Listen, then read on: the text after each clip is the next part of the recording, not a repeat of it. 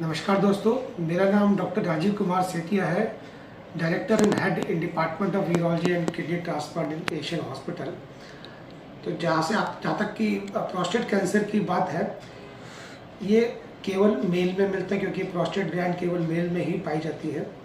और old age में prostate cancer एक मेल का मोस्ट कॉमन कैंसर है। प्रोस्टेट कैंसर एक बड़ा साइलेंट सा डिजीज़ होता है। अर्ली स्टेज में कोई सिम्टम्स प्रेजेंट नहीं होते हैं। इसको अर्ली स्टेज में हम डिटेक्ट कर सकते हैं एक सिंपल ब्लड टेस्ट जिसको PSA बोलते हैं, और डिजिटल रेक्टल एग्जामिनेशन जो यूरोलॉजिस्ट करते हैं। तो हम लोग एडवाइस करते हैं कि 55 साल की उम्र के बाद साल में एक बार ये दोनों टेस्ट जरूर करवाने चाहिए, ताकि अगर प्रोस्टेट कैंसर बनता है तो उसको जल्दी आइडेंटिफाई कर लिया जाए।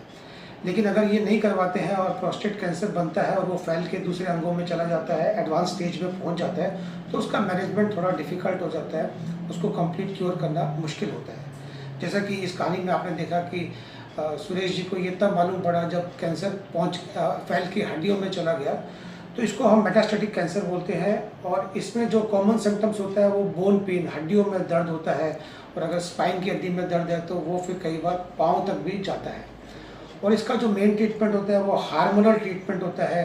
हार्मोनल ट्रीटमेंट का मतलब है कि जो टेस्टिस से जो हार्मोन टेस्टोस्टेरोन निकलता है, अगर उसको ब्लॉक कर दिया जाए तो प्रोस्टेट कैंसर के फैलने की स्पीड कम हो जाती है और काफ़ी केसेस में दर्द में भी आराम आता है।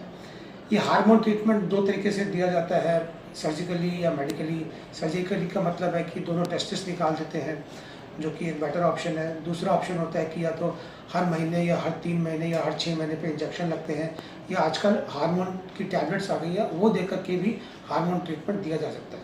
तो ज़्यादातर हार्मोन ट्रीटमेंट से prostate cancer, metastatic prostate cancer के पेशेंट्स में बहुत आराम आता है। लेकिन फिर भी अगर सिग्निफिकेंट बोन पेन है तो जिस बोन में पेन है उस जगह लोकल रेडियोथेरेपी देके मरीज को राहत दिलाई जा सकती है।